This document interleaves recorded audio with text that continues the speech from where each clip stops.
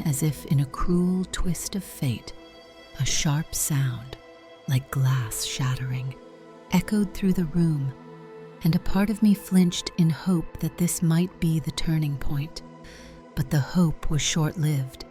In the chaos, Alex's eyes flashed with a brutal determination, and in that split second, I saw something that made my blood run cold. His hand, stained with the evidence of violence, reaching out toward me with an unyielding, predatory grip. The fear that I had buried deep inside reared its ugly head, and I could feel the crushing realization that this encounter was far from over.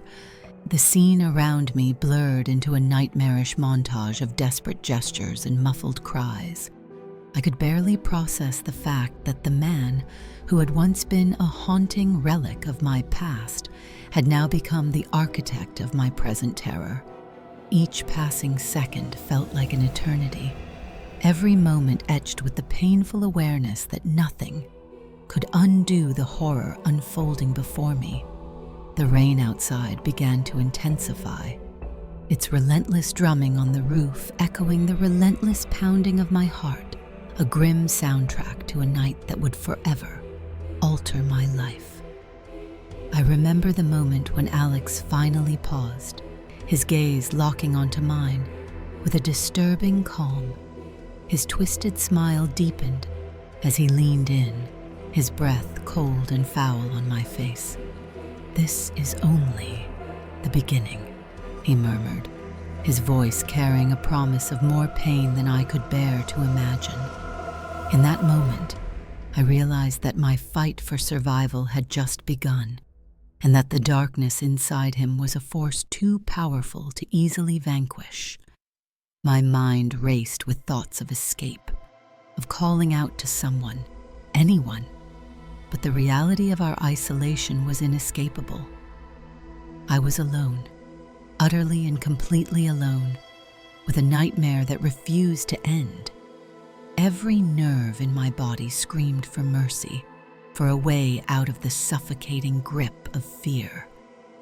Yet deep within, a small ember of defiance flickered, a stubborn refusal to let this evil break me completely. I struggled to push back against the terror, to find a spark of courage amid the overwhelming darkness. But as I looked at Alex's face, twisted in satisfaction, I felt that defiance waver, overwhelmed by the sheer intensity of his malevolence. His every word, every movement, was a reminder that the past could never truly be escaped, that the nightmares I had fought so hard to bury were still alive, lurking in the shadows of my present. The sound of sirens, now unmistakably close, stirred a brief, bittersweet hope within me. I clung to the thought that help might soon arrive to rescue me from this living hell. But as the night wore on and Alex's presence continued to loom large, that hope dimmed with every mocking whisper he uttered. My mind reeled with questions I could not answer, and every moment felt like an eternity of agony. The love I had for Daniel, the safety I had built over years of hard work, and the fragile hope of a new beginning were all being torn apart in a matter of minutes. In that long, harrowing night, I learned that sometimes the things we try to forget have a way of finding us again.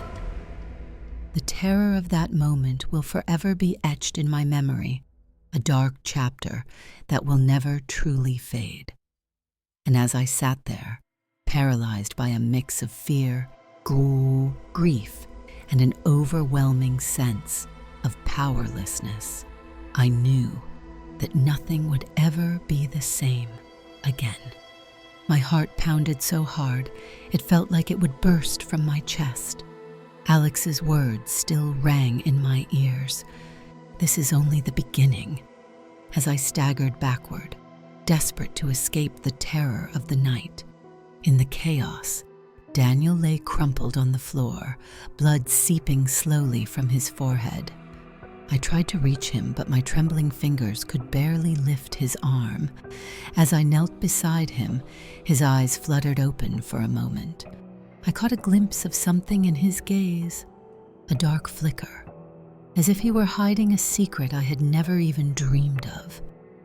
Before I could say a word, Alex's mocking laughter echoed from the doorway. I scrambled to my feet, trying to push through the paralyzing fear. Alex stood in the gloom with a crooked smile, his eyes glinting in the candlelight. "You always were too soft," he sneered. His tone wasn't entirely angry. It was like he was disappointed. I couldn't understand. Every instinct told me to run, but my feet felt rooted to the floor. Instead, I backed away slowly until I was pressed against the wall. Behind me, the sound of sirens had faded into an eerie silence that swallowed every cry for help. There was no salvation tonight.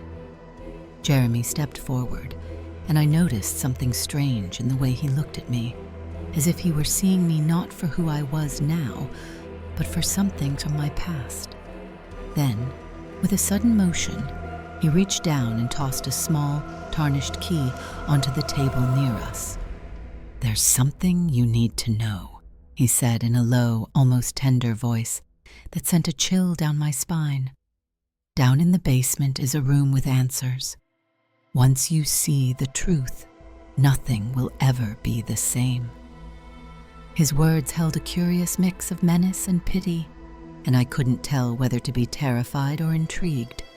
Before I could protest, he disappeared into the darkness, leaving me with a shattered man and a key that felt impossibly heavy in my shaking hand. My eyes darted between Daniel and the door at the end of the hall. Daniel's eyes, once so warm and reassuring, were now glazed and distant, almost as if he were slipping away from me. I reached out, trying to rouse him, but his grip was slack. Tears blurred my vision as I whispered, "Daniel, please, wake up." But his silence was the only answer. I had no choice but to follow the key's call. With my heart pounding, I forced myself to stand and stagger toward the basement door at the far end of the hall. Every step echoed in the oppressive silence, the sound of my own fear punctuating the darkness. The door itself was ancient, its wood worn by time, and it seemed to loom over me like a portal to something unholy. I inserted the key into the lock and turned it slowly. The lock groaned in protest before finally releasing, and the door creaked open, revealing a narrow staircase that disappeared into a musty gloom. I descended, the steps creaking under each hesitant footfall. The air grew colder and thicker with every step, and the smell of damp decay mingled with something coppery, blood, perhaps.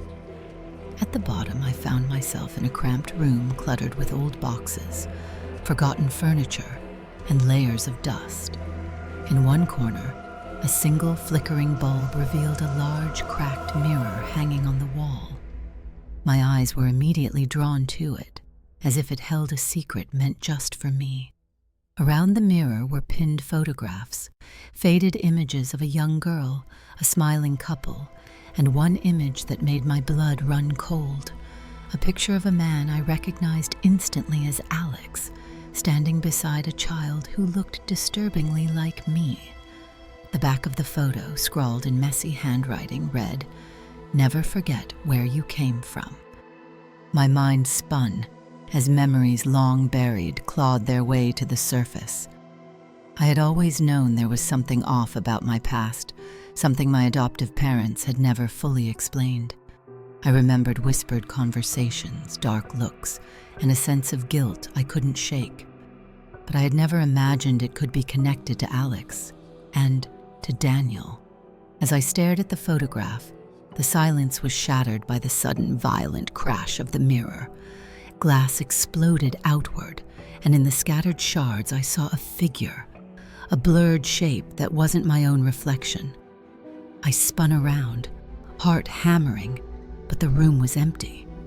Then I realized the figure wasn't in the mirror at all.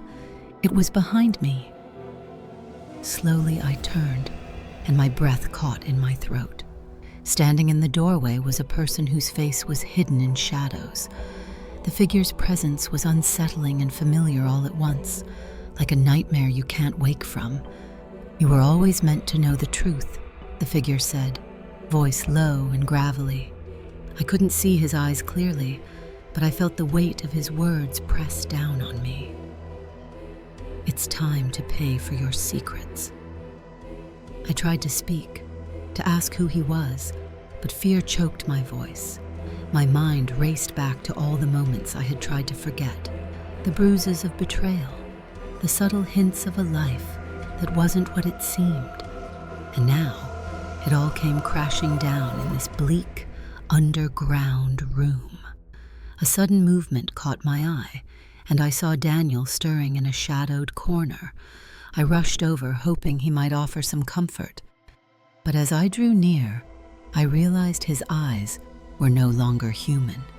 They shone with a cold, unnatural light, and his once familiar face was now twisted in a mixture of sorrow and something far more sinister. "I'm sorry," he whispered, his voice barely audible, and for a split second, I thought I heard the faint echo of another voice behind him, Alex's voice, mingled with regret. I blinked, and he was still there, his hand reaching out as if begging for forgiveness. Before I could process this impossible scene, the figure in the doorway stepped forward. In the dim light, his features became clearer, and I felt my heart seize in horror. It wasn't Alex, nor was it anyone I had expected. It was someone I recognized from a long-forgotten family photograph. The man's eyes, cold and accusing, held a secret that I had never known existed. "You always thought you were the victim," he said, voice trembling with bitter amusement. "But the truth is far more twisted. Daniel wasn't your savior. He was part of it from the very start." The words stabbed me like 1,000 icy needles. My mind reeled as I recalled every moment of my life, the strange coincidences, the unexplained gaps in my memories, the fleeting images of a face that looked just like his in the corners of my vision. I was an orphan, adopted into a life of comfort, but with one hidden truth. My origins were shrouded in darkness, and now that darkness had come for me. I stepped back, stumbling as my world shattered around me. Daniel's eyes seemed to plead for help, but I couldn't trust them anymore. The figure continued, "You invited this whether you knew it or not, and now it's time for you to face the consequences." His voice softened for a moment, almost sympathetically. "The night you thought was a gift was only the first move in a game you never agreed to play." As I tried to steady my breath, the overhead light flickered, and the room fell into a suffocating half-darkness. A harsh, metallic sound echoed from somewhere deeper in the basement, a sound that wasn't just noise, but the beginning of something far more dreadful. I turned toward the sound and noticed a small locked wooden box sitting on a dusty shelf. Its surface was etched with strange symbols that pulsed as if they were alive. With shaking hands, I reached for it and found a brittle envelope tucked inside. I opened it and read the letter inside, each word etching a deeper terror into my soul. Details of a secret lineage, a hidden pact, and a debt that had been owed for far too long. Then, as if to drive the point home, the distant sound of footsteps grew louder. I froze, every muscle taut with dread, as the basement door slammed shut with a resounding bang that plunged the room into complete darkness. I fumbled for my phone, its weak light barely piercing the black. In that pale glow, I saw the silhouette of the mysterious figure step forward again. His voice, now a menacing whisper, filled the room. "You thought the nightmare was over, but we're just getting started." My heart raced as I backed toward the shattered mirror, the fragments of glass crunching under my feet. The mysterious figure advanced, and I caught a glimpse of something impossible in his eyes, a flicker of recognition. Then, in a sudden horrifying twist, I realized, with paralyzing certainty, that his face was not entirely foreign. A single jagged scar on his cheek was identical to one I'd seen in an old photograph of myself as a child, a detail I had long buried in the recesses of my mind. The implications were monstrous. The ties that bound me to this nightmare ran deeper than I ever imagined. They connected not only to Alex and Daniel, but to my own very existence. Before I could process this revelation, the lights went out completely, plunging me into utter darkness. I could hear the figure's footsteps approach slowly, deliberately. Then, in the oppressive silence, a voice, soft and chilling, whispered directly into my ear, "You never had a choice." My blood ran cold as I struggled to understand what that meant. Was it the voice of the man before me, or was it echoing from somewhere inside my own head? In the pitch black, I fumbled desperately for an exit. The sound of heavy breathing, mingled with the rustling of fabric, filled the void. I could feel the figure's presence closing in. Then, in a final burst of clarity and terror, I managed to push against the wall. My hand brushed against something cold and metallic, a door handle. I pulled it, only to find the door sealed tight, as if it had never been meant to open again. The last thing I remember before everything went silent was the sound of a slow, deliberate knock coming from the other side of the sealed door, accompanied by a voice that sent shivers down my spine. Who's next?